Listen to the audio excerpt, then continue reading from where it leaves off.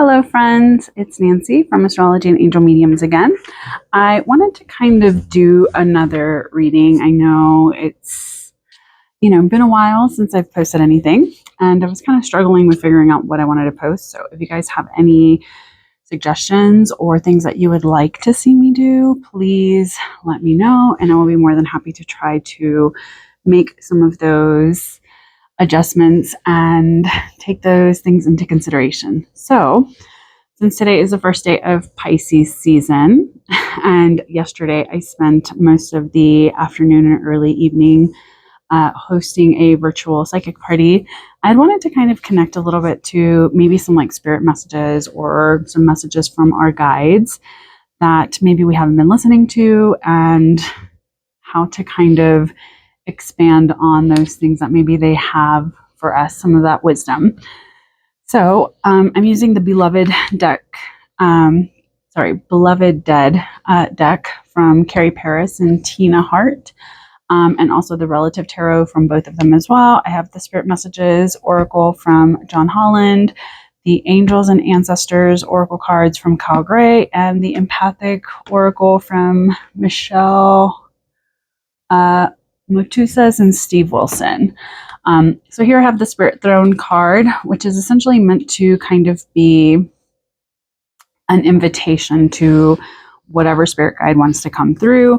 And so I'm going to just pull a couple cards to kind of get some clarity on who is trying to give us a message today. So here we go. We have communication, which is what we're trying to do. I kind of feel like I should, okay, we have both of these. Okay. Now let's see. We have peace and conflict. That's funny.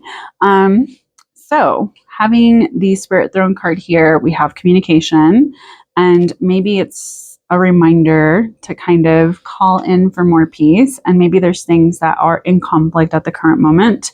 And it's funny with the communication card, it almost looks like they are indeed boxing.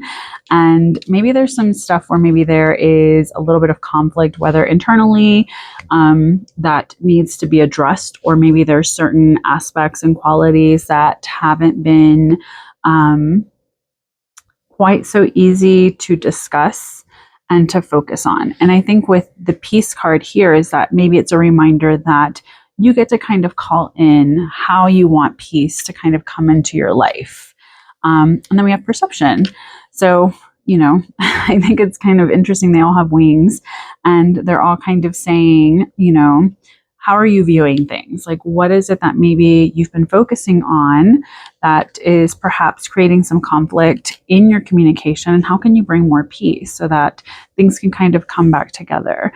So, all right, let's see what we have for a tarot card. So here we have the Page of Swords, which to me, the Page of Swords always has this kind of energy of like being okay with kind of getting out there, being new at how we have some ideas, how we show up in that kind of energy. And then we also have the Seven of Swords, which to me is always a card that represents a little bit of a sneaky kind of energy. So maybe you feel like it's hard for you to communicate truly and really connect with others in some way. And so maybe you feel like there's some secrets that you're having to kind of hold back on, or maybe it's a little challenging for you to kind of speak your truth. And maybe you feel like other people don't always take your words the way that you want. And I think maybe that's why we have this like conflict with the communication and also peace and perception, is that you need to kind of move into opening yourself up and being a little bit more aware of how you're communicating and what it is that you are communicating at this time. I'm trying, hopefully everything is still in frame. I'm going to kind of move these guys over here. All right.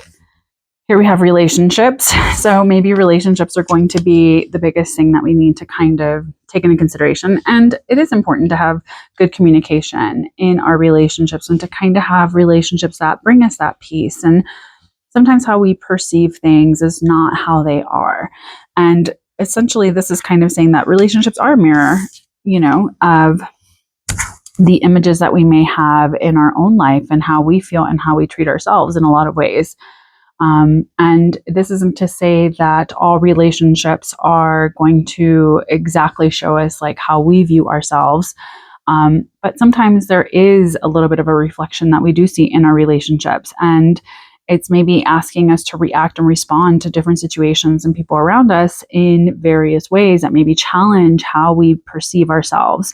So be aware that every relationship is an opportunity for soul growth. And I think whenever I talk about the word relationship, it isn't just romantic partnership. This can be any kind of significant relationships that we have around us, whether it's friendships, partnerships, business relationships, coworkers, family, siblings, familial kind of connections, our, parental relationships, our relationships with our children, if we have them. Everything around us is essentially a relationship if we really think about it. And I think that this is kind of saying like, hey, maybe there's something in some of our relationships that we've been holding back, or maybe that we feel like it's hard for us to really communicate openly the way that we're supposed to. And we know that we want to kind of open that door towards having a little bit more relationship and connection with others. Now here we have ego, which is like see from a higher perspective, which I think really goes in with perception. And I think it's just a reminder is that sometimes we are kind of caught up in what we're trying to communicate, that conflict that we're feeling. If we were to kind of view it from a different perspective or kind of lift ourselves up higher from where we're at, we can look at things in a different way within our relationships and have a different perspective and kind of change our perception as far as like what's actually happening in those relationships and in those connections. And finally, we have strength, which is kind of maybe a reminder that like our relationships really require a lot of our own kind of internalized strength and really growing in what it is that we desire and what it is that we're kind of seeing for ourselves.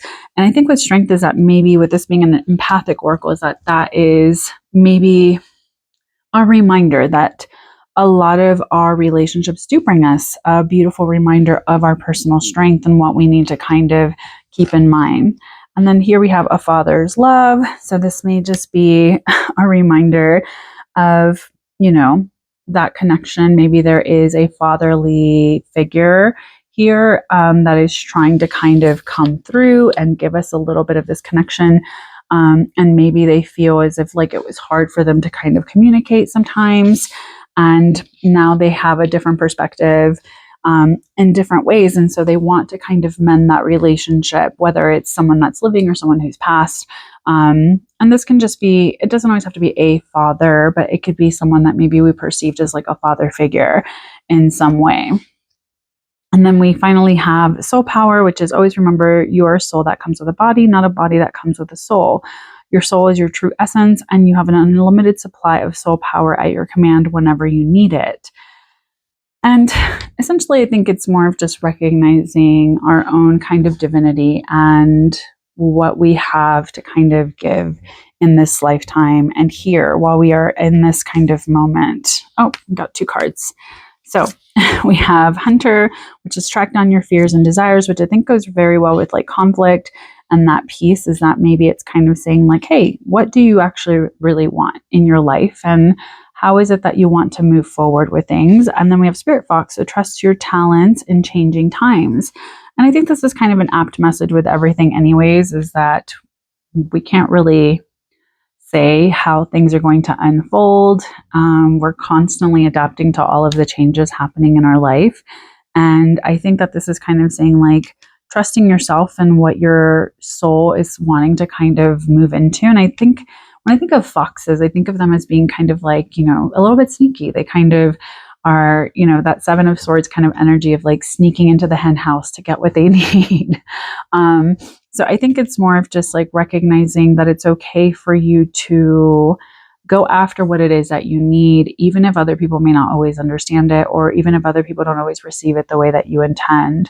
So looking at all of these cards, there's a lot of cards. I would definitely say that maybe it's time for us to open up how we communicate, even if it is going to be a challenging conversation that needs to be had, while being very mindful and respectful of empowering ourselves in our truth and not feeling like we have to be closing ourselves off in what it is that we communicate, or over analyzing and overthinking, like, how is this going to be received, and kind of creating that kind of internalized conflict with ourselves, and changing our perception with things so that we can kind of initiate a much more peaceful time, and to kind of focus on getting rid of some of these fears that we have that may be blocking some of the desires that are trying to come in, and recognizing that, you know, we are supported in so many different ways, whether that's a father's love in the sense of this is going to be a physical person showing up in your life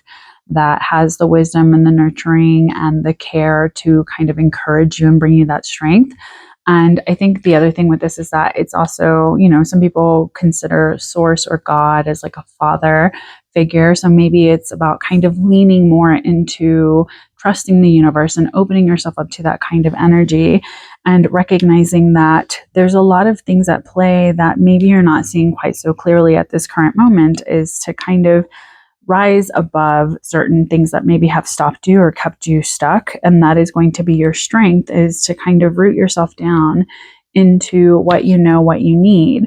And by understanding the relationships around you and what it is that's kind of happening in these relationships, you can really move back into your soul power and see that you're here to kind of utilize these talents at this current time, so that this Ace of Cups can really bring a lot of these powerful and meaningful relationships back into your life. So let me know what you guys think below. Let me know what you guys would like to see moving forward. And I hope you guys have a great and wonderful week. Take care, take it easy, make good choices, and be good to you out there.